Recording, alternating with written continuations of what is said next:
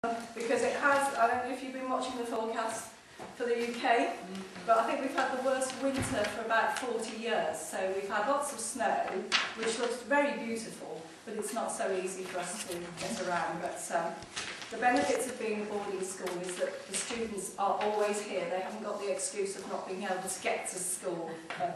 Anyway, I'll introduce myself. My name's Elizabeth Fudge, and I'm the Admissions and Marketing Officer at the college. The principal sends his apologies. He's actually away from the college at the moment at a meeting. He'll be here tomorrow to meet tomorrow's group of agents. So, so I'm afraid you've got me. My main role is to process all of the applications for students for both the academic year and summer school.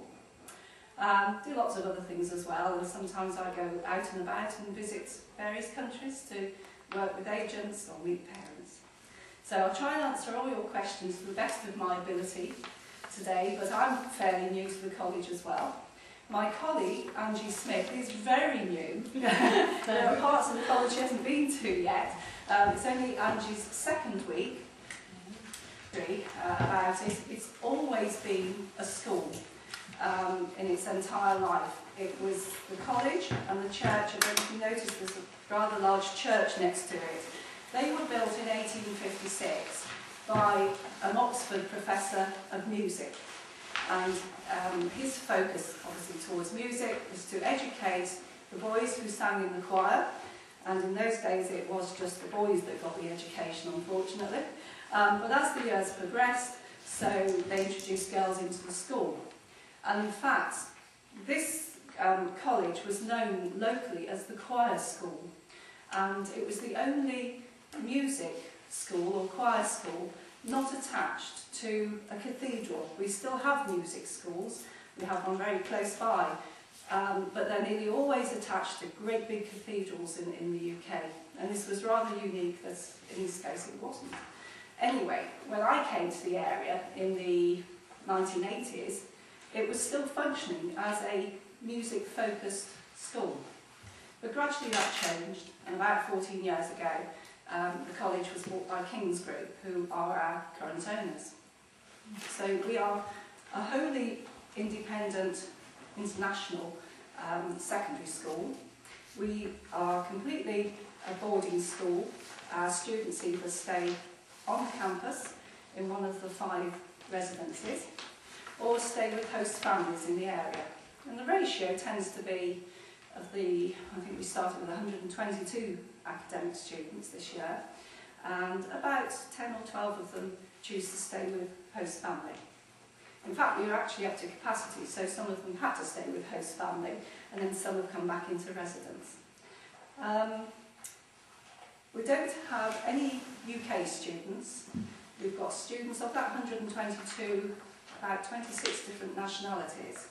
At summer school we attract usually about 19 different nationalities. So we attract more students from Europe during the summertime.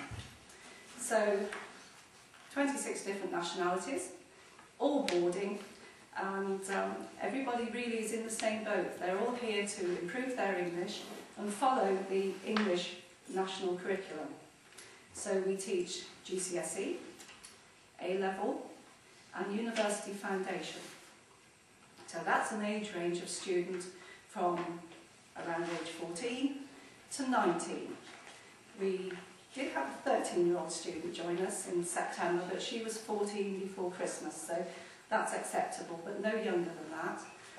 And we may sometimes have a slightly older student than 19, because if a student just comes to do the University Foundation course, sometimes they arrive at age 19 and leave obviously a year later.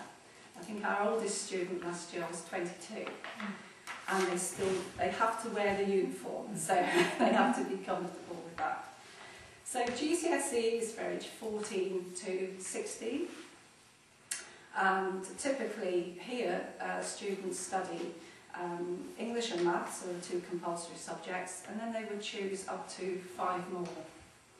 For A-level, around 3 or 4 subjects are the average that the students will study, and that's usually aged 16 to 18.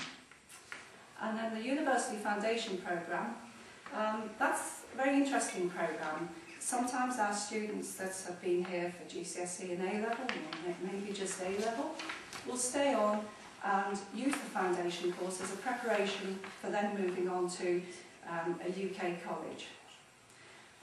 It particularly suits students who feel they just need to improve the level of their English and their study skills before moving into university.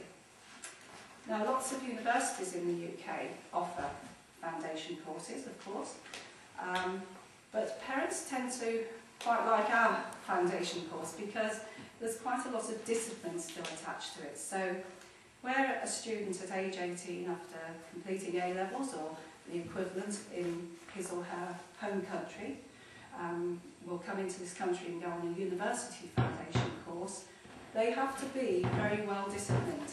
You know, no one is going to get them out of bed in the morning.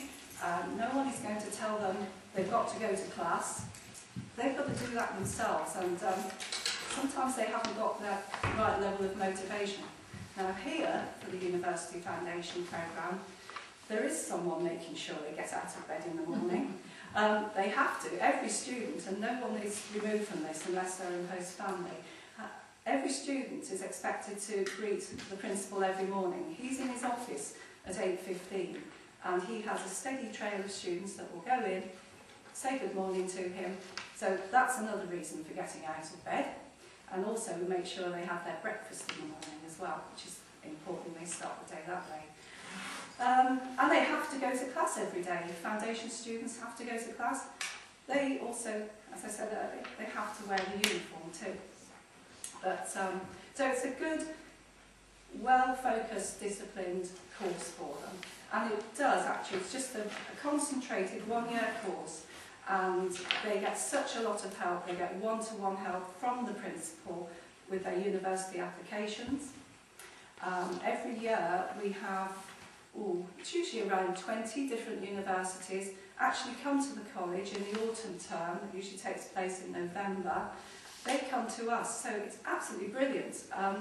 Students don't have to leave the campus and they get exposed to 20 universities. And we feel quite proud of the fact that the universities will come to us and do that. They certainly don't do it for every school and college in the country. Usually students have to go out to them. And as my colleague Angie has found this week, booking taxis for students.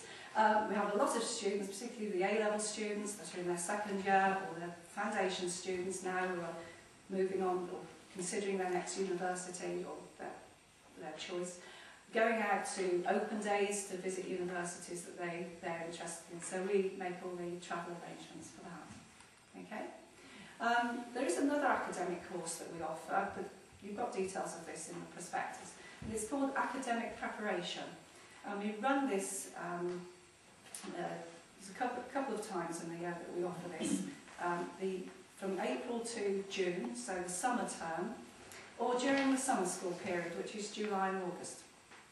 And it's a very concentrated English-only based course. So we get students taking this course that may be considering coming to us for GCSE. His level of English is maybe a little low. We would recommend academic prep in the summer term or during summer school before they start in September. But it's used for students starting an A-level course, or even for students that are just coming to do the foundation course. If they feel they just need to raise their study skills and their level of English, they will take the academic prep course. So it's just one term or 8 weeks during summer school. Then we have summer school, and that's great fun. That's where the college takes on a whole new atmosphere, because the age range is younger. It's from age 10 to 16. But again, we sometimes get younger brothers and sisters coming with older ones, so it's not unusual to have some 8 or 9-year-olds around the place. And likewise, we have students who keep coming back. They keep coming back with new friends, or maybe the younger brother or sister. And as long as a 17-year-old is happy with the discipline that we have at summer school,